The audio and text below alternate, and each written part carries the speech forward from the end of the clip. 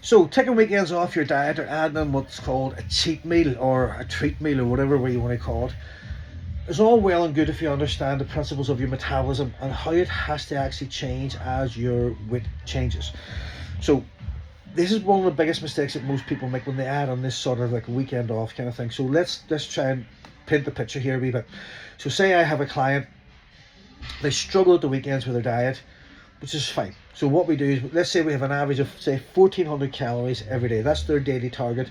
They lose an average of £1 to £2 a week. 1400 calories. Now we know that they struggle at the weekends because maybe they have a partner who wants to sit down and have a glass of wine with them, maybe they enjoy a takeaway, maybe they just enjoy a couple of treats, maybe it's just part of their habit, part of what they do, part of a social thing, part of their relationship, part of their family unit, that these weekends are sort of overindulgent, which is fine. It's actually not a bad thing if you can understand it and work with it well.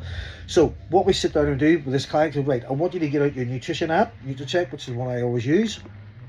I want you to put in there what your weekend would look like. Now, the first thing I do here is I don't classify it as a bad weekend. It's not a bad weekend.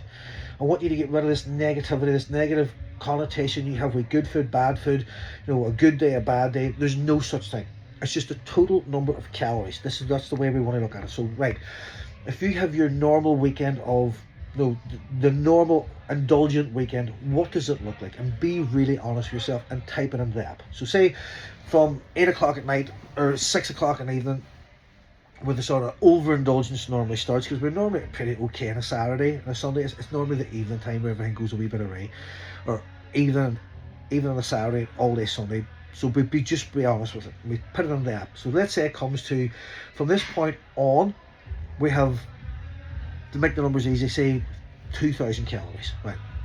So we're in excess of 2000 calories over the 1400. So 1400 takes you to about 6 o'clock on a Saturday. The stuff that we add in, the bottle of wine or the bar of chocolate or whatever, having maybe a cooked breakfast on a Sunday morning, taking the kids to McDonald's, whatever, say it goes over by about 3000 calories if we're taking Saturday and Sunday, right? So what do we do about this? So what we can do here is we say, right, Monday to Friday, I'm going to pull back the calories a wee bit more. We're going to take it down to 1000 Monday to Friday. So it's a bit tougher, but normally during the week, that's not a big deal. That's not a problem. So we can manage that. So if I pull back, that's 5 times 4. That's going to give us about 2,500 calories. So we've saved about 2,500 calories that we can then put on the weekend. Because you have to remember, energy balance doesn't work just daily. It's long-term energy balance. Another tip that I would do with my clients is, let's say, okay, we've still a couple of hundred calories over in excess of what we should have on average for the week. Remember, on the NutriCheck app, you can put in a wee thing at the top. You can press the pie chart. It'll show you what your weekly and what your monthly average is. That's the number we're concerned about, not so much the daily. If we focus on the daily, we get obsessed with this today was a bad day thing. Having that attitude will always lead to more bad days. That negativity, that emotional feeling of, I failed, I didn't do well, fuck it, I might as well have another bottle of wine and another bar of chocolate. That's the issue, right? The problem is not the one bar of chocolate or the one glass of wine you had, but the emotional backlash that ends up having the overeating and the over drinking. That's the problem, because we have this negative association with something that we did. All right, we have to remove that. We remove that altogether. So there's no negativity here. There's just, what was the total amount of calories? So we've pulled back Monday to Friday for life this weekend. So let's say it still goes over a wee bit. Well, what I would do then is I would do a bit of a longer fast on a Monday. So if I stop eating at 8 o'clock on a Sunday night, I'm not going to eat until 7 o'clock on a Monday night. So it's roughly about a 24 hour fast. This will pull back a lot of calories. It'll reset the stomach. It'll get rid of a lot of bloat and just get you back on track. And again, from a numbers point of view, when we talk about calories, we balance out the books on the long term, over the week and over the month. I love doing this on a Monday. This is my favorite way to do a Monday. So I will overindulge on a Sunday. Again, by overindulge, I just mean I'll eat food that I don't normally have during the week, or maybe slightly more calories than what my weekly daily target would be.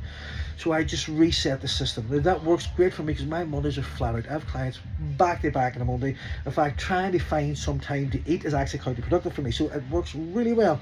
My energy levels go up. I feel great coming on to a Tuesday. I get rid of all that gunky bloat, my stomach, my gut microbiome feels good, everything feels great. So that's another way that we can reset it. Right. So that's how we paint the picture on this. So let's say we're doing that and weight loss is going pretty well. Right, we've lost 2 or 3 pounds each week. Everything's going really, really good. Now here's the issue. Your body weight is now dropping. If your body weight drops, your metabolic rate has changed. If your metabolic rate has changed, your total number of daily calories has decreased. Right, so here's where we need to be aware. If that number has changed, so let's say for example, your target was 1400, right? That's giving you an overall metabolic rate of about 2000 calories a day. So if you eat 2000 calories a day, every day, your weight stays the same based on your body weight at that point. Does that make sense?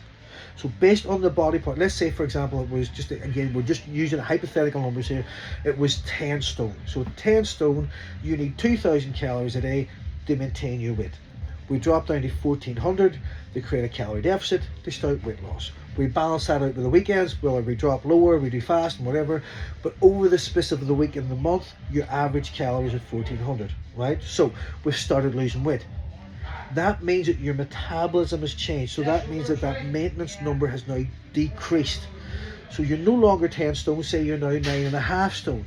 Well, that means that your maintenance calories are no longer 2000, they're now probably 1800. That means that you have to drop now the calorie deficit to 1200, from 14 to 13 or 13 or 14 to 1200. That has to drop now to create the same deficit.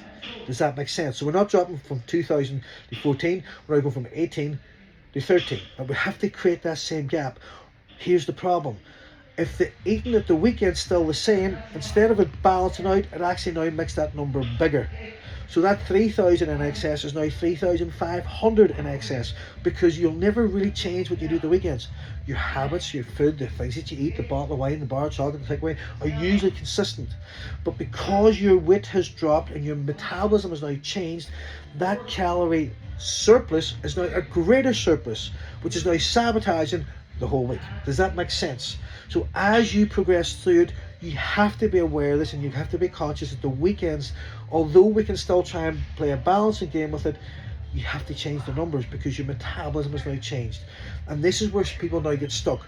Well, I'm still dropping the calories at the weekend, I'm still doing what or during the week, but I always do what I always do at the weekend. Now this worked for me at the start, but it doesn't seem to be working anymore because the energy balance numbers are now off.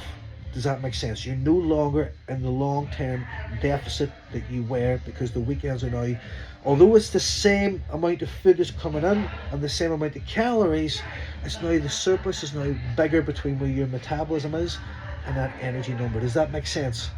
So this is why the weekends do have to change slightly. Although we still want to enjoy it, we can still do the things that we do, and we can still balance it out with the week.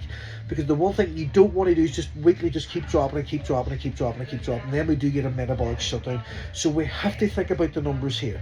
Right? It's all about the numbers. If you want some help with this, working out your calorie target, how do we calorie cycle? What that means is, let's say I have 1400, I'm going to drop a wee bit during the week, so I have a wee bit more to the weekend, but long term it's still an average of 1400. Energy balance, all right, this long-term energy balance, and this is how we make weight loss successful, sustainable and enjoyable, because the only way you're going to get results here, guys, is consistency. You can only get consistency through sustainability. You will only get sustainability through enjoyability. Have a good day.